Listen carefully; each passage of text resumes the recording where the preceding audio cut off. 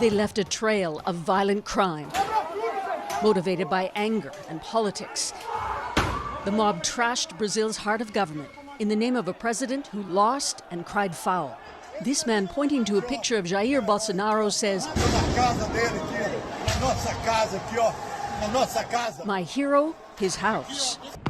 Authorities say they found 5 unexploded grenades and traces of blood, urine, and feces in presidential rooms.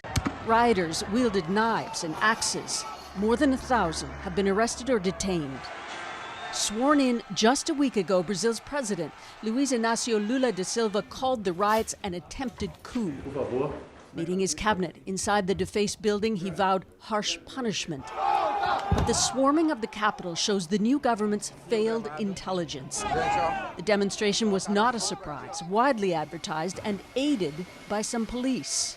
What happened was that not only they went there, but they went escorted by the police. You have images of the police coming with them. Security forces took 2.5 hours to control the scene. The governor of Brasilia, a Bolsonaro supporter, has been suspended. And encampments of followers outside army headquarters were broken up.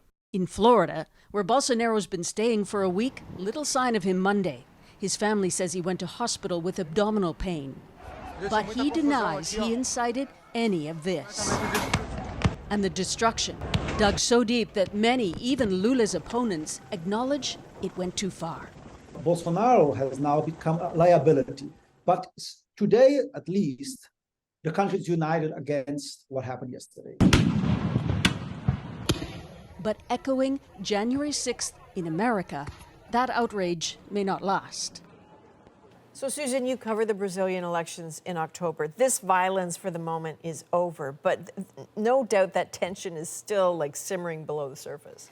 Well, yes. I mean, you saw the moral indignation of those rioters, the impunity of what they did. And, Bolsonaro deeply polarized Brazilians, and he left this big rift, which we saw in that election. It was tight, it was fierce, and there's repercussions. And, President Lula faces a divided Congress still because although he won, a lot of Bolsonaro's deputies are in that Congress. So it's week 1 of President Lula's term, and he's also facing a major crisis still. This isn't going to be swept away. It's also very familiar. Susan, thank you. You're welcome.